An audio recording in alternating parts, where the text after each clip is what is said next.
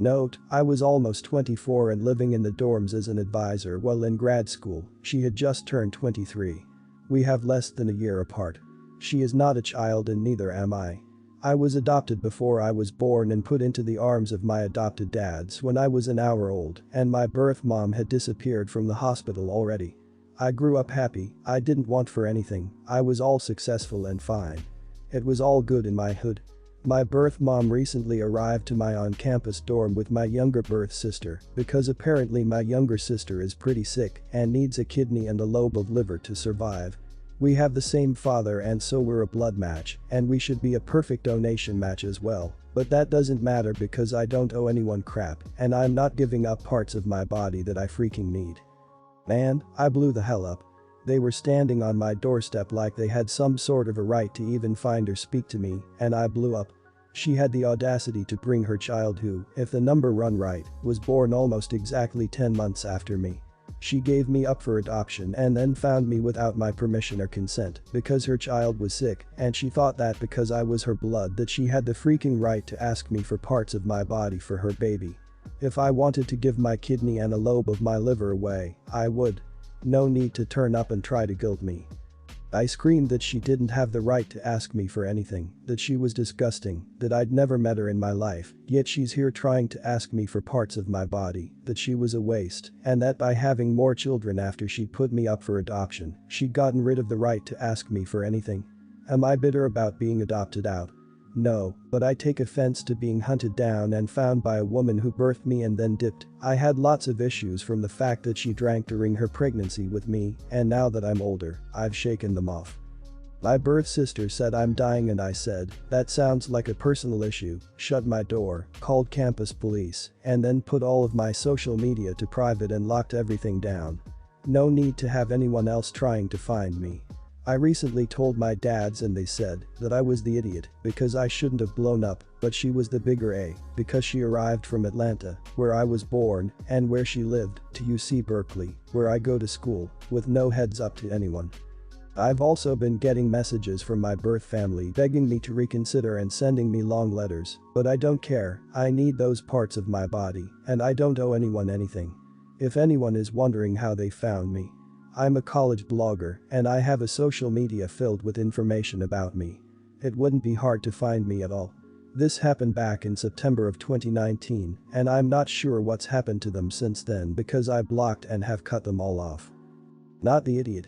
Birth children, hate using that term, but it's the most accurate one in this context, who are still in active ongoing relationships, aren't obligated to be on-call organs, tissue, etc. donors.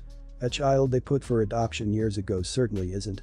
Now, I ain't going to sit here and stroke your ego and tell you aren't obviously dealing with some issues, because there does seem to be some bitterness below the surface here, but you aren't the asshole in this interaction. Everyone's the idiot here. Your birth mother obviously. But there was no reason to say to this girl, who did nothing wrong to you and is just trying not to die, to say, sounds like a personal issue. I understand how upset you were, especially by the way Biomom handled it, but that doesn't mean you weren't an idiot for your response. Not to mention the fact that you say you have health issues and can't donate, which means you could have just said, sorry, due to poor prenatal care, I'm not healthy enough. Go away, and close the door. That would have been enough to say no while at the same time laying the blame at your mother's feet, which is where it belongs. What on earth did your birth mom think you'd do, fall into her arms and cry happy tears, and go mommy I missed you? She went about this completely wrong, and I completely understand why you would react this way. I'd be so shocked and appalled as well. Having said that, it sounds crazy that she would come from so far to ask this, but even if she wasn't your mother, she is your half-sister's mother, and looks like when she had another chance to have a child and raise her, she did. A mother will stop at absolutely nothing to save her child. Now, you are under no obligation to help her, or even talk to her, but let's say you matched with a complete stranger and knowing if you donated, it would save their life, would you? Background. So, I, 24, just had my mother pass away in July from a bicycle accident and found out I was the sole heir to her estate. She was a stay-at-home mom for my whole life to my brother, now at 22, and 3 years ago she found my dad cheating on her and started to process for getting a divorce. This was a lengthy process and ended up with me being on my mom's side and my brother on my dad's. My dad has quite a large cattle ranch in Montana that he and my mom bought from his father while they were married, and this ranch is the main point of contention for the divorce. My mom had mostly finalized the divorce, and to avoid forcing my dad to have to sell his ranch, she only went after 25% instead of the 50% deemed fair and equitable per state law. This was against the advice of the court, but she went with it anyways. She won the initial court case, and then my dad appealed at the Montana Supreme Court, and she won there too. My dad never paid the amount ordered to her, so right before her passing she was working on filing for contempt to get the amount she was owed. It should be noted that she went after the 25% to ensure the ranch wouldn't have to be sold, so my little brother could inherit it from my father. Since my dad testified that he wasn't going to give me anything to inherit, partly due to the fact that I don't want the ranch, nor have any desire to be a rancher, but also because I took my mother's side, she left everything she had to me. Fast forward to the present, and now I am the one that is having to take the burden of taking my dad back to court for the amount he hasn't paid. This is after I had to handle all the funeral preparations as well as my mother's medical bills. This has been a super emotional time for me, and I am realizing that my dad is my only parent left, and I don't want to lose my chance at a relationship with him. He claims that even paying the 25% will cause him to have to sell the ranch, which well I believe is false. He owns it free and clear of debt, and I don't think it would be terribly difficult for him to come up with the money without selling the ranch. I'm worried that following through with this case will make me the idiot to him and ruin my chances of a relationship with him, and consequently my little brother as well. So, am I the idiot? Not the idiot in the eyes of a third party. However, you will be the idiot in the eyes of your father and most likely your brother. This sounds like what concerns you the most. Unfortunately, you'll need to decide whether you want the money more or a potential relationship with your dad and brother going forward. Maybe you can negotiate some other form of fulfillment of your mother's wishes. Either way, absolute best of luck to you. My mom passed away a few years ago, and I was stuck with the responsibilities of being executor. As others have said, it is part of the job to gather all assets, and that includes the 25% your dad owes to your mom. From what you've said, your dad sounds petty for practically disowning you over taking your mom's side in the divorce. My parents were also divorced, but my dad would never go so far as to cut me, 22, or my sister out of his will or his life just because we chose our mom during the divorce. I'm not sure your dad is the kind of person you'll want around, even if he is your only living parent. He sounds like the kind of person that would hold the divorce over your head and treat you as less than your brother because you didn't side with him. You would not be the idiot for taking him to court, however that is not to say that you will have a relationship with him after this. If a relationship is important to you, it sounds like it might be in your best interests to let things lie. You would not be the idiot, but because it sounds like your dad is being difficult and is an idiot, he probably would interpret it as you being an idiot and would consequently cut ties. This would probably also affect a potential relationship with your brother. I, 29, married my stepdaughter's 17 father 43 years ago. Ever since day one, I've struggled to connect with her. She's always been the only girl in her father's life, as her mother passed away when she was young. Needless to say, he had a hard time when her father got a girlfriend and then a new wife. I've tried where I could, but for the past 5 years total of our relationship, I've been subjected to a lot of anger and disrespect, and she gets even more resentful if her father takes my side. I tried to find a fun bonding activity under my husband's request, and so this morning I took her to a specialty hot sauce store because she loves spicy food and pretends to be some expert. I hate spicy food and I have cracks in my tongue. But I figured she could mostly enjoy this herself and I would watch her taste. We each picked a sauce for tasting. She said mine was terrible because it was the most mild they had and it was too sweet. She even laughed at me for being a baby. She then tasted hers and seemed absolutely unaffected. She said she picked one that wasn't spicy at all and that it had really good flavors in it. After a lot of pressuring from her, particularly about how I was supposed to be bonding with her, I made the mistake and tried it. Turns out, the sauce had the spiciest pepper, Carolina Reaper in it, and was one of the spiciest available for tasting. I was in so much pain I thought I was going to die. She laughed at me while the clerk in the store brought me something to help with the pain. It was absolutely terrible. He said he himself couldn't believe that my stepdaughter found the sauce not spicy and she must be faking. When we were back in the car, I told her on the spot she had no phone, TV, or computer for anything not school related for the next 2 weeks because she clearly did this to hurt me. She screamed at me in the car about how I'm not her mother, I was gaslighting and villainizing her, and that she wished I wasn't in her life. I told her that if she thought I didn't have the authority to parent her, then fine. I'll just let her father punish her. She started the waterworks as soon as she entered the house, and surprisingly my husband flipped on me, saying that my expectations of spicy were unrealistic and that I couldn't prove that she really did it on purpose. Even when I took her electronics, my husband gave them back to her, telling me that I'm harsh and unfair. Her daughter made several snide remarks, which he usually stops, but this time, he said she was justified. I told him that in this case, he was justified sleeping on the couch tonight. Am I the idiot for grounding my stepdaughter over her prank? Maybe she genuinely thought it wasn't spicy and didn't know how you'd react. It's hard to say. But her laughing at your reaction was inappropriate, but also, she's 17. You said that you grounded her because she clearly did this to hurt me, but there's no evidence of that. Again, she could have genuinely thought it wasn't spicy, but you just assumed she was being malicious. So, instead of talking to her about it, you immediately grounded her. My final verdict is you are the idiot. You punished your stepdaughter without due process. You should have been the adult and talked to her instead of treating her like a child. Not the idiot. That child is out of control and could have seriously hurt you. Your husband set up a prank knowing an outcome that wouldn't bond but hurt your relationship with his daughter. He's more worried about his kid feels than his wife's, he needs to learn how to balance both. He majorly undermined your authority as a parent too by going back on a punishment the child deserved.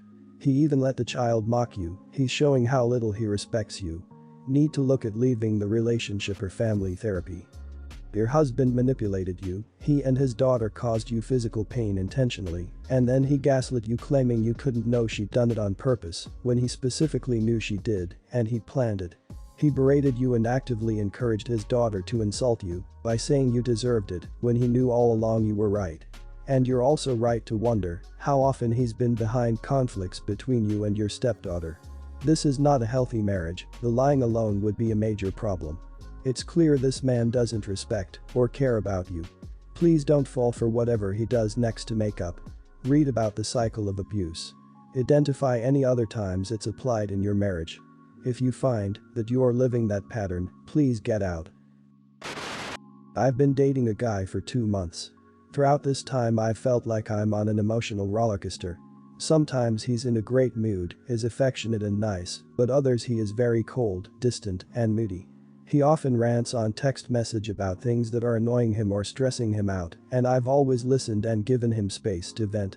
It's so confusing because on some dates he's turned up with flowers and has been all over me, then on others, it's like he treats me with contempt. Friday night, we went out for dinner and as soon as I arrived at the restaurant I could tell he was in a bad mood. He grunted hello, was giving me one-word answers, and didn't seem to want to speak to me. I complimented him on his outfit and told him he looked nice, to which he said, I was going to say the same to you, but I can't be bothered. He very rarely pays me compliments, and it hurt to hear him say this, especially as it really made an effort to look good. I'd been excited about going out with him and had been looking forward to dinner, but his coldness completely threw me. I asked him if he was okay, and he just replied that he was in a bad mood. I asked why and he said I don't know, I just am. I don't need to have a reason, deal with it. I know he's stressed with work at the moment, but I felt so uncomfortable with how he was behaving that I said instead of sitting in silence and having an awkward dinner I'd rather go home. To clarify, this was the 3rd time he had behaved like this towards me, but the previous 2 times I hadn't said anything. He blew up at me at this point and said I was overreacting and that it was his right to be in a bad mood if he wanted to. I said I'd leave him to it, got up and left. Since then he's messaged me saying I'm pathetic, a drama queen, and that I am obviously used to men who flatter me, which he is not prepared to do. Am I the idiot here, guys, for walking out like that? I'm feeling really bad right now.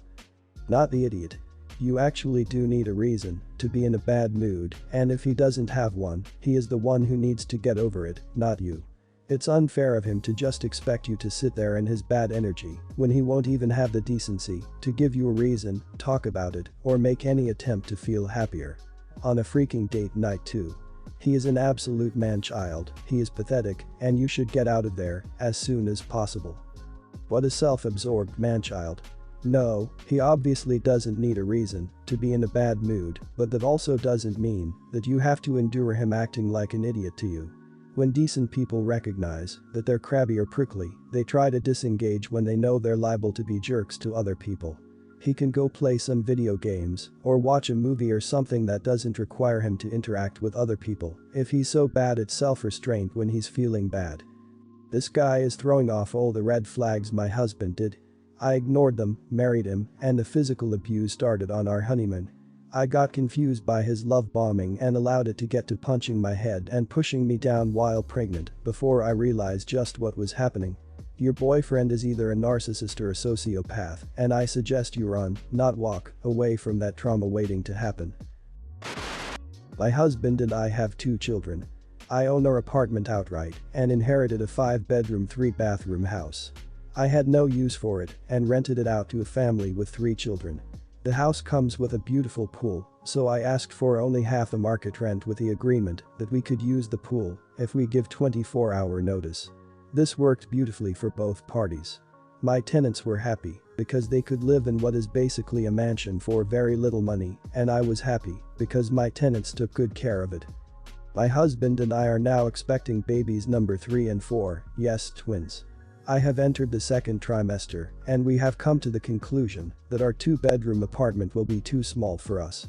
The logical next step for us is to move into the big house. We broke the news to our tenants and gave them 5 months to move out.